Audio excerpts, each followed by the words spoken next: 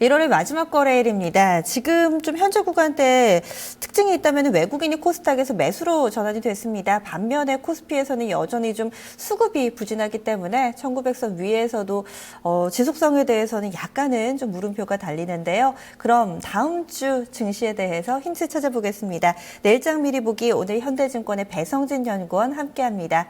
연구원님 안녕하세요. 네, 안녕하세요. 월 말인데다가 또 다음 주 첫 번째 거래일이 2월 1일입니다. 경제지표도 상당히 좀 많이 준비가 되어 있는데요. 하나하나 체크를 해주시죠. 먼저 국내 변수는 어떤 게 있을까요? 예, 우선 경제지표 측면에서는 국내는 이제 다음 주 월요일 국내 수출입 지표와 이제 물가 상승의 동향이 좀 발표가 되겠는데요. 1월 수출의 경우는 이제 20일까지 이제 집계 결과를 봤을 때 이제 9.7% 감소로, 12월 이제 19.5% 감소보다는 뭐 큰 폭으로 개선된 것으로 나타나고 있고요. 수입 역시 20일까지 결과가 12월에 이제 22% 감소보다는 소폭 개선된 19.5% 감소로 나타나고 있어서 전반적인 수출입 둔화 지표는 뭐 전월보다는 이제 개선될 것으로 그렇게 예상을 해볼 수가 있겠고요. 물가 상승률 경우도 지금 전월 YOY 기준으로 해서는 뭐 1.3% 증가보다는 이제 소폭 둔화된 이제 1.2% 증가가 좀 예상은 되고 있지만, 전반적으로 이제 인플레 기대가 심리가 좀 낮은 가운데서 뭐 기조적인 뭐 변화는 크지 않다 이렇게 좀 보시면 될 것 같습니다.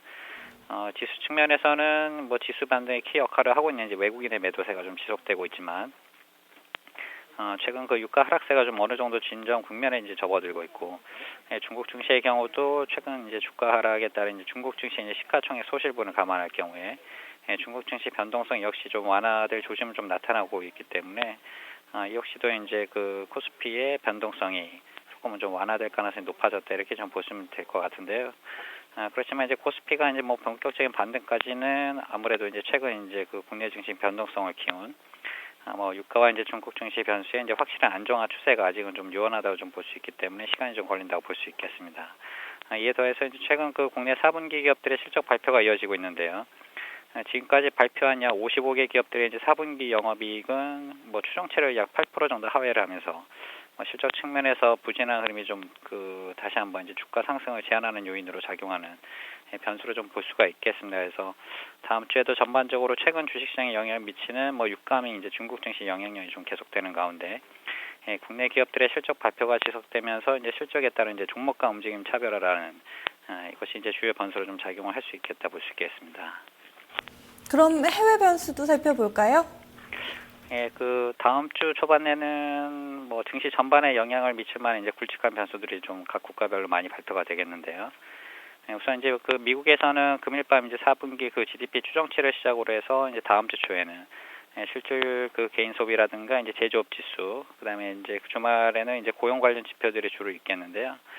우선 4분기 GDP 성장률을 보면은 이제 전분기 2%보다는 이제 크게 못 미치는 0.8% 이제 성장을 좀 발표할 것으로 좀 예상이 되고 있는데요.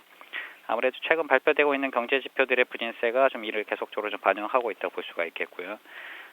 GDP 성장률 부진 전망에 따라서 이제 구성 항목인 개인 소비도 역시 이전 이제 3% 성장에는 크게 미치지 못하는 이제 1.8% 성장률을 좀 기록할 것으로 보여서, 최근 이제 미국 경제 지표 개선 속도가 이제 둔화 조짐을 좀 이어가고 있음을 보여주겠다 이렇게 좀 볼 수가 있겠고요.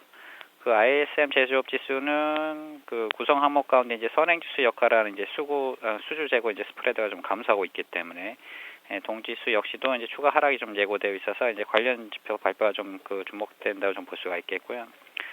고용과 관련해서는 지난달 이제 비농업 고용자 수가 뭐 굉장히 이제 큰 폭으로 증가를 해서 이제 서프라이즈 좀 기록을 했었는데요. 뭐 지난달 대비보다는 아무래도 이제 큰 폭으로 좀 하락할 것이 좀 예고가 되어 있는 반면에, 현재 이제 시장 예상치인 20만 명 선에 이제 부합하는 결과가 발표될지가 좀 중요하다고 볼 수가 있겠습니다. 유로존에서도 유로존 PMI라든가 이제 실업률, 이제 소매 판매도 이제 뭐 지표들이 계속적으로 이어지겠는데요. 유로존 실업률은 뭐 개선세가 좀 지속되는 가운데 이번에는 전달과 동일한 한 뭐 10.5%를 좀 기록할 것을 예상을 해볼 수가 있겠고요. PMI 지표의 경우는 뭐 전월 소폭 둔화된 수치와 같은 이제 52.3이 좀 예상되고 있어서 큰 변화는 없을 것으로 좀 예상을 해볼 수가 있겠습니다. 뭐 중국에서는 이제 다음 주 월요일 바로 이제 최신 PMI 제조업 지수가 좀 발표가 되겠는데요. 현재 이전 뭐 48.2보다는 소폭 하락한 48.1을 좀 기록할 것으로 전망은 되고 있습니다. 그래서 전반적으로 다음 주에도 글로벌 주요국들의 이제 경제 관련 지표들이 이제 부진할 것으로 좀 전망이 되고 있기 때문에, 이들 변수들에 대한 이제 경계심을 좀 유지를 하면서 시장에 대응하는 것이 바람직할 것으로 좀 예상하고 있습니다.